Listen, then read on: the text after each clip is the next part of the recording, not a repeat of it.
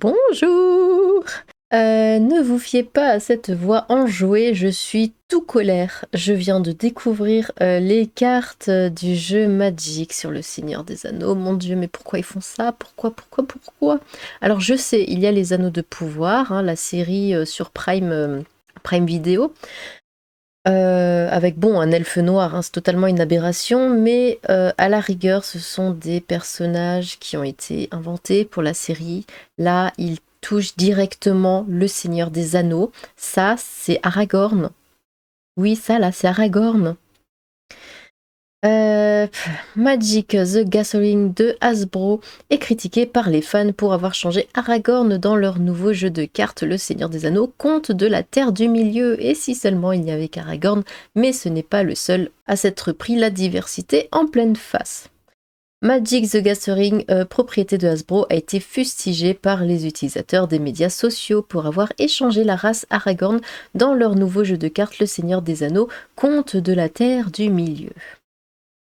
Le compte Twitter officiel de Magic the Gathering a partagé une image d'Aragorn échangée entre les races, et alors ça a été traduit de l'anglais, hein, c'est pour ça, et l'a sous-titré, et Aragorn lui a donné un nouveau nom et l'a appelé Anduril, la flamme de l'Ouest. Donc voilà, Aragorn. Comme indiqué dans la communauté de l'Anneau, Aragorn est le descendant d'Isildur, un Numénorien, Tolkien écrivit. C'est Aragorn, fils d'Arathorn, dit Elrond, et il est descendu par de nombreux pères du fils d'Isildur, Elendil, de Minas Ithil. Il est le chef des dunes d'Ain dans le nord, et il ne reste plus grand-chose de ce peuple.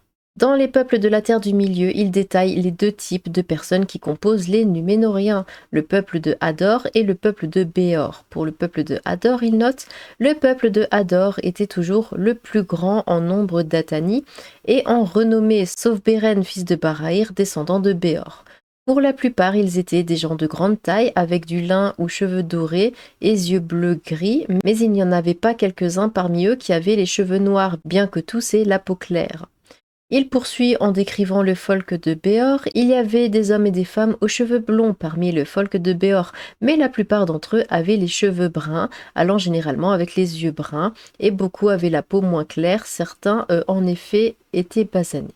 Aragorn et Arwen, évidemment, mais toujours un noir avec une blanche, hein. C'est très rarement l'inverse, hein, si vous avez remarqué. Dans la nature de la Terre du Milieu, Tolkien précise que les Numénoriens, dont Isildur fait partie, étaient composés de descendants de la maison de Hador et de la maison de Béor. Il se lit comme suit. Les Numénoriens n'étaient pas d'ascendance raciale uniforme. Leur division principale était entre les descendants de la maison de Hador et de la maison de Béor. Ces deux groupes avaient à l'origine des langues distinctes et en général ont montré des caractéristiques physiques différentes. Chaque maison comptait d'ailleurs de nombreux fidèles d'origine mixte. Détaillant spécifiquement la maison de Béor, Tolkien écrivit « Les habitants de Béor étaient dans l'ensemble aux cheveux noirs, bien qu'à la peau claire, moins grands et moins costauds. Ils ont également une durée de vie moins longue. Leurs descendants numénoriens avaient tendance à avoir une durée de vie plus courte, environ 350 ans ou moins. » Quant à la maison de Hador, il écrivit « Les habitants de Hador étaient forts, grands et pour la plupart blonds, mais les chefs des deux maisons s'étaient déjà mariés à Beleriand. La lignée d'Elros était considérée comme appartenant à la maison de Hador et par Erendil, fils de Tuor, l'arrière-arrière-petit-fils de Hador, mais il descendait également du côté de la quenouille de la maison de Béor par Elwing, épouse d'Erendil, fils de Dior, fils de Beren, dernier chef de la maison de Béor et septième en descendance directe de Béor. Oui, c'est compliqué, hein, tout ça dans le Seigneur des Anneaux. Les fans ont fustigé l'échange de courses flagrants, ce qui a conduit Hasbro à cacher de nombreuses réponses qui les ont appelés. Ah, ils ont supprimé des commentaires. Un utilisateur a partagé une photo de Viggo Mortensen en tant qu'Aragorn et a simplement écrit « C'est Aragorn ». Oui, Aragorn, c'est lui. Ouin, il n'y a pas de débat. Aragorn, c'est lui, c'est Viggo Mortensen et c'est tout. Un autre utilisateur a tweeté « Ce n'est pas Aragorn, c'est juste une chose que vous avez faite au hasard parce que vous aviez envie de changer de personnage. Ici, c'est le vrai Aragorn. Pourquoi avez-vous dû gâcher ça? Magic the Gathering, pourquoi? Comme quel est le but ?» Un utilisateur a tweeté Amazon Magic the Gathering Universe Beyond the Lord of the Ring. Ok, merci la traduction. Un autre a simplement demandé: «Où est Aragorn?» Un autre a bien noté: «Aragorn n'est pas africain». Ouf. Un autre utilisateur a noté qu'ils avaient comparé le passage à l'adoption par Target et Bud Light d'une fausse idéologie de genre et avaient ensuite été bloqués pour cela. L'utilisateur a tweeté Bud Light et Target et a ensuite inclus un emoji d'un graphique linéaire en forte baisse. L'utilisateur a ensuite ajouté Wizard of the Coast, tenez ma bière. Ensuite, l'utilisateur a partagé une image de Magic the Gathering les bloquant. Ah d'accord, donc ça bloque dès que ça dit les choses. Très bien.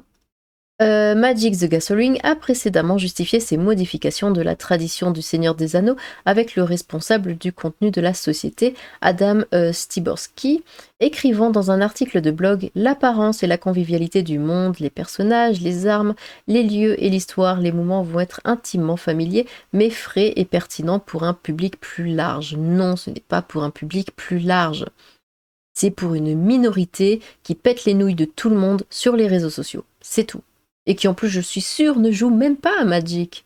Il a ajouté: les gens de la Terre du Milieu prennent leur rôle d'intendant très au sérieux, et chaque décision concernant les personnages a été prise avec un profond respect pour l'original.